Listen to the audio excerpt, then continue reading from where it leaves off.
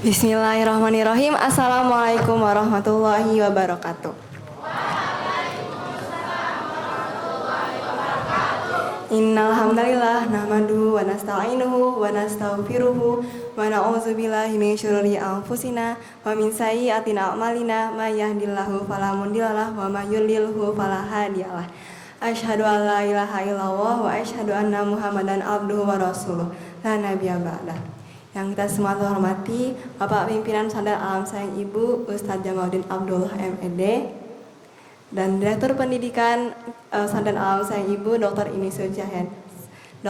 Suci Rohyani MSI, dan serta semua guru dan teman-teman yang kita semua sayangi.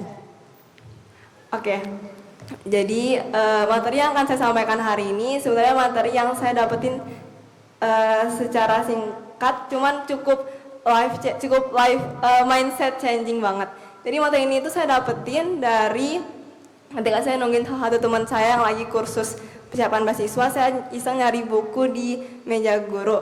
Nah, saya itu saya nemu buku yang judulnya tuh The Life of Tree, dan buku itu tuh benar-benar menarik banget. Tapi sayangnya saya nggak bisa habisin karena yang punya buku itu udah keburu pindah, dan buku itu juga English textbook, jadi saya sebenarnya nggak begitu ngerti, cuma ngerti-ngerti dikit lah dan dapat sedikit manfaat dari buku itu. Nah, jadi buku ini tentang apa? Jadi buku itu ditulis oleh seorang penulis yang udah ngehabisin sebagian besar hidupnya untuk mengamati pohon di hutan. Nah, di situ penulis itu bilang kalau sebenarnya pohon ini, saya yakin banget pohon ini itu sebenarnya tuh dapat merasakan dan dapat mendengar seperti kita semua. Pohon itu juga makhluk sosial. Kan pasti kaget kan dengarnya. Siapa sih nyangka pohon juga sebenarnya itu makhluk sosial kayak kita semua. Jadi kenapa dia bisa dibilang makhluk sosial kayak kita? Jadi pohon itu, kita akan ngeliatin atau ngebayangin pohon yang hidup sendiri di tengah-tengah kota atau di tengah-tengah jalan, sama pohon yang hidup barengan di hutan. Beda banget kan? Biasanya pohon yang di jalan itu pasti lebih kering, terus daunnya dikit dan jarang berbunga, jarang berbuah. Kita mungkin bakal mikir, oh mungkin karena polusi udaranya jelek, atau mungkin karena kurang nutrisi. Sedangkan pohon di hutan tuh pasti cenderung lebih lebat dan lebih hidup subur. Kenapa sih bisa kayak gitu? Nah, itu tuh bukan cuma karena nutrisinya aja, tapi sebenarnya pohon itu saling bekerja sama. Mereka tuh saling membagi nutrisi mereka lewat benang-benang kecil yang mirip kayak miselium di jamur. Kalau kalian pernah baca buku Matahari Minor, jamur tuh punya miselium yang saling kerjasama untuk bagi nutrisi. Sama kayak pohon juga gitu, cuman benda itu nggak terlalu terlihat aja. Tapi aslinya ketika ada pohon lain, ada satu pohon yang sakit nih misalnya, mereka kekurangan nutrisi, kering. Pohon-pohon di sekitar lain yang sama spesiesnya bakal ngebantu pohon itu untuk tetap tumbuh dan ngebagi nutrisi mereka. Keren banget kan fun fact ini? Ya sebenarnya mereka tuh juga makhluk sosial kayak kita semua. Terus yang kedua, gimana kalau saya kasih tahu ke kalian semua hari ini, kalau sebenarnya pohon itu juga bisa merasakan, juga bisa mendengar. Kan pasti bingung dong, kok bisa sih pohon kan nggak punya panca indera kayak kita, nggak punya telinga, nggak punya mata, kok bisa sih merasa dan mendengar juga? Angga kita bayangin deh, kan pernah nggak ngeliatin orang, terus tiba-tiba orang itu tuh ngeliat balik ke arah kita? Pernah nggak? Pernah kan? Kan juga pernah nggak? Jadi orang yang diliatin, terus ya kan tuh ngerasa kayak, ih kayaknya saya diliatin deh, sekarang nengok balik gitu, pernah nggak? Aneh kan, kok bisa sih? Pak kan yang ngeliatin tuh kan nggak ngomong apa-apa, cuman ngeliatin aja, cuman menatap kita aja gitu, tapi kerasa gitu kayak diliatin. Nah, kenapa sih bisa kayak gitu?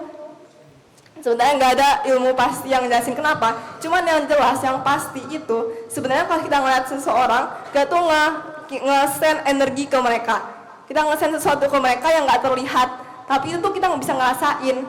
Nah, itu sama kayak kita kalau kita ngomong sama pohon atau kita berbuat baik sama pohon. Ada energi yang kita keluarkan buat pohon itu dan buat pohon itu ngerasa lebih baik. Paham nggak sampai sini? Jadi cara kita benar sama pohon itu sama kayak energi yang kita sampaikan pas kita lagi ngeliatin orang diem-diem. Nggak ada kata apa-apa, cuma kita bisa ngerasain gitu. Nah itu sama guys. Kan mungkin pernah dengar kalau misalnya ada rumor yang bilang kayak kalau kita sholatin nih tanamannya dia bakalan semangat buat tumbuh gitu. Atau kalau kita ajak dia ngomong, kita kayak, ih kamu cantik banget bunga ini, dia bakal tumbuh. Kalian pasti bingung kayak itu bener gak sih? Saya akan bilang, saya yakin banget itu tuh bener dan itu emang ada pengaruhnya. Kalau kalian ajak ngomong bunga, tanaman, apalagi pohon, kalian ucapin afirmasi positif kayak, wah kamu besar banget ya, atau wah kamu keren banget bisa hidup selama ini dan ngeduhin kita semua, ngasih oksigen untuk kita semua. Itu tuh bener-bener ngaruh banget. Jadi penting bagi kita untuk menjaga pohon, tanaman, dan tumbuhan floral lainnya. Karena mereka juga bisa ngerasain kayak kita semua. Mereka bisa sedih, mereka bisa senang, begitu. Sesuai dengan yang pernah saya hafalin di surat Al-Baqarah halaman 3, bilang wa idza qila lahum la tufsidu fil ardi. Janganlah buat kerusakan di bumi, termasuk janganlah merusak pepohonan. Gitu.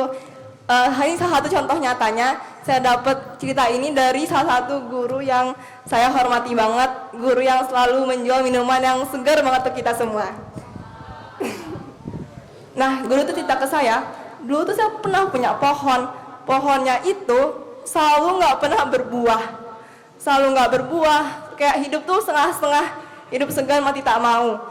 Terus akhirnya guru itu bilang ke pohon, ya ampun pohon, kamu tumbuh baik-baik ya. Kita mau nikmati nih buah dari kamu. Terus musim panen selanjutnya, pohon itu berbuah. Aneh kan? Tapi itu memang nyata terjadi. Jadi, selanjutnya kalau kalian mau numbuhin tanaman, numbuhin bunga, atau hortikultura lainnya, jangan lupa untuk ajak ngomong tanaman kalian, kasih afirmasi positif, karena mereka dapat merasakan niat baik kita. Sekian dari saya. Semoga kalian bisa dapat manfaat dari waktu yang saya sampaikan hari ini. Dan jangan lupa untuk tetap menjaga pohon di sekitar kita. Wassalamualaikum warahmatullahi wabarakatuh.